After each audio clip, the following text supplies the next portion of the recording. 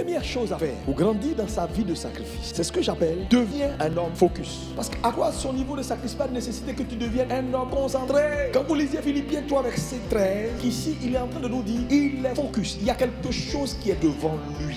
Vous devez avoir quelque chose qui canalise vos énergies. S'il n'y a rien qui canalise tes énergies, ton énergie ira dans tous les sens. Et là où il n'y a pas de but, naturellement l'énergie n'est pas canalisée. Et là où l'énergie n'est pas canalisée, la passion va manquer. Parce que c'est la passion qui crée la vie de sacrifice. Quand un homme a un objectif qui est clair et qui prend son énergie et sa vie, alors cela crée en lui la passion de continuer à avancer malgré les obstacles. Et cette passion donc crée en deuxième élément une vie de sacrifice. C'est-à-dire cet homme est prêt à tout pour atteindre le but. Quand vous voyez un homme qui abandonne à tout bout de champ, c'est parce que en réalité c'est pas un passionné. Et quelqu'un qui n'est pas passionné est quelqu'un qui n'a rien en réalité qui concentre son attention. Les gens sont trop distraits. Ils poursuivent 10 millions de choses. Quand vous voyez un homme qui est concentré là, c'est pas parce qu'il n'a pas 10 000 choses qu'il veut avoir. Non, c'est parce qu'il a compris ce qu'on appelle la puissance de la priorité. Quand tu sais mettre certaines choses en priorité, frère, ta vie décolle. Les gens sont distraits parce que le monsieur il veut ça, il sait plus. Si c'est la vie chrétienne, s'il faut se concentrer sur la vie chrétienne, non. S'il faut se concentrer sur les affaires, pasteur, je ne sais plus. J'ai mes affaires, j'ai l'église, j'ai mes activités dans le monde entier. Je fais quoi? Que Dieu te donne l'intelligence pour comprendre ce qui est la locomotive. Parce que la locomotive, quand vous voyez un train là, il a une tête. Et il y a plusieurs wagons. Et lui, il a une tête. C'est la tête qui conduit tous les autres wagons. Donc, si dans ta vie, il n'y a pas de tête,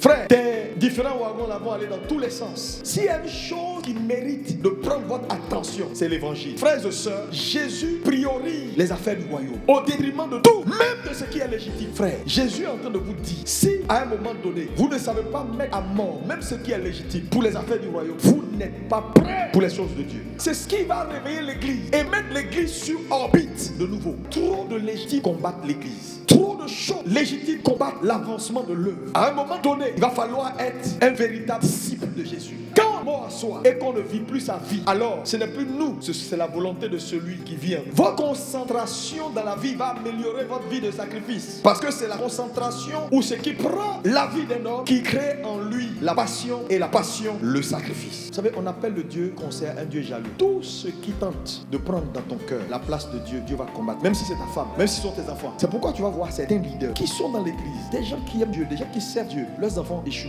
Parce qu'à un moment donné, il a positionné ses enfants là où il ne devait pas les positionner. Ne mets pas en danger la vie de tes enfants. Ne mets pas en danger ton foyer. Ne mets pas en danger tes activités. En mettant certaines choses là où Dieu est censé s'asseoir. Dieu ne partage pas sa gloire avec rien. Il va souffler dessus. Même si c'est ton travail. Tu t'amuses à mettre ton travail en priorité. Dieu va souffler sur ton travail. Quand tu vas te retrouver au chômage, tu seras à toutes les réunions, même réunions des bébés, des infirmes. Tu seras là. Toi concentré. Que quelque chose canalise ton énergie. Et ce qui vaut la peine, c'est le royaume. Lorsque Jean-Baptiste a été arrêté et mis en prison, il dit, mais allez demander à Jésus, mais il est où là? Moi je suis en prison, il ne vient même pas me voir. Jésus dit, allez dire à Jean-Baptiste qu'il y a du boulot. Les aveugles voient, les sourds entendent, les boiteux marchent. Frère, il y a une priorité, c'est le royaume. Ta vie est garantie par ton engagement vis-à-vis du royaume. Tu auras la paix si tu trouves le royaume. Tu auras la santé si tu trouves le royaume. Tu auras le bonheur si tu trouves le royaume. Tu auras tout ce que tu recherches dans ta vie. Dieu va te donner si d'abord les intérêts du royaume deviennent tes intérêts. Quel est l'agenda de ta maison pour les affaires du royaume? Il y a combien de gens qui ont un agenda clair dans leur maison? Parce que chaque personne que Dieu met en contact avec toi, tu dois prêcher le royaume. Mais si ce qui en réalité est ton focus n'est pas le royaume, naturellement ta maison n'aura aucun agenda. Une maison où tu vis, où ton âme vit. La Bible dit que tu es le temple du Dieu Tout-Puissant, où Dieu et le Saint-Esprit viennent habiter en toi. Il n'y a aucun programme, aucun plan, il n'y a rien. Parce que toi-même, là même, le royaume, là, c'est pas ton problème. Aller à l'église,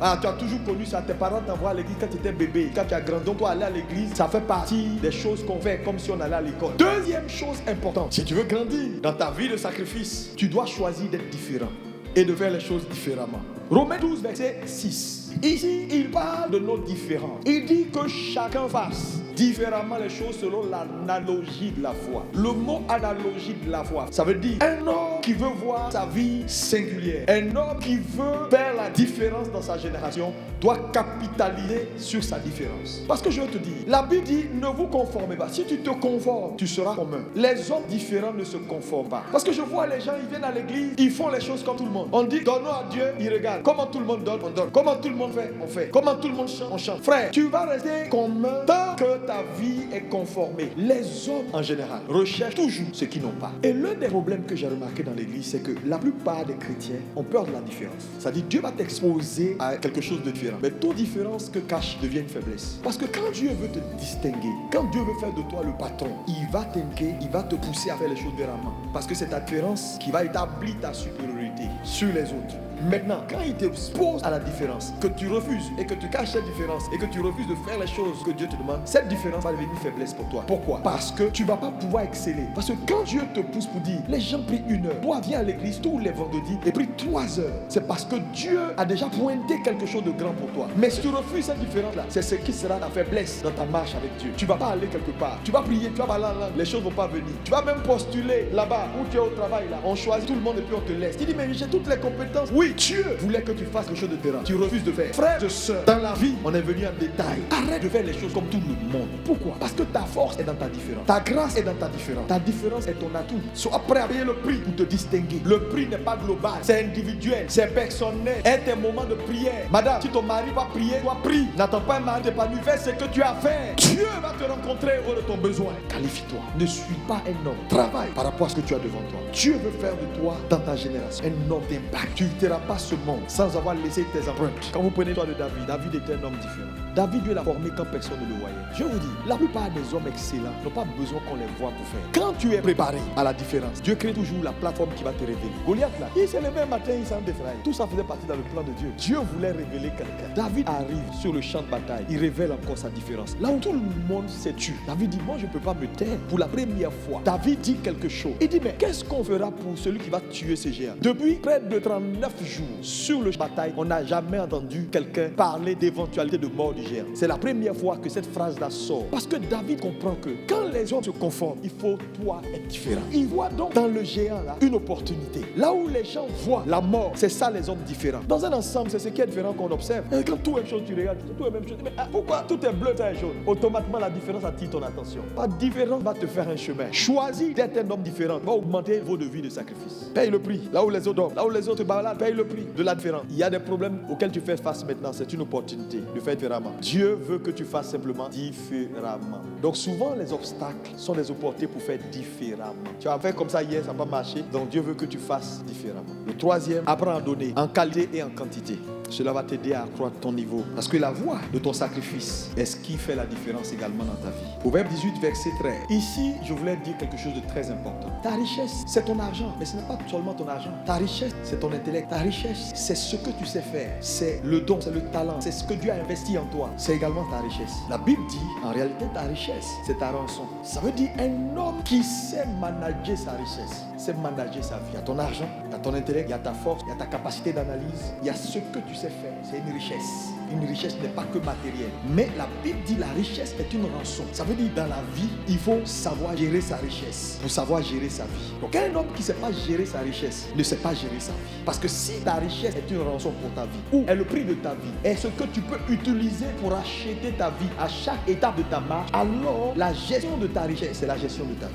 La qualité de ce que vous offrez à Dieu est égale à la qualité de la vie que Dieu reçoit. Quand vous faites bien pour Dieu, vous faites la chose pour Dieu, mais Dieu reçoit votre vie. Parce que la vie a toujours un représentant. Quand tu donnes l'argent à Dieu, ce n'est pas l'argent que Dieu reçoit, c'est la vie cachée derrière l'argent là qu'il reçoit. Donc quand un homme grandit dans sa capacité à donner en qualité et en quantité, cet homme donc bonifie sa vie. Parce qu'en réalité, ta vie, c'est ta richesse. Plus tu sais rendre à Dieu avec qualité, plus cette vie-là, Dieu la reçoit également avec qualité. Ce que le commun des gens ne font pas, ça va t'élever, ça va te distinguer. Tu seras singulier, tu vas marcher. Les gens vont croire que vous êtes même chose. Vous n'êtes pas même chose. Mets ta vie au service du Seigneur. Ne te plains jamais de ce que tu fais pour Dieu. Fais toujours au-delà. Fais toujours des extras. Donne du temps à Dieu.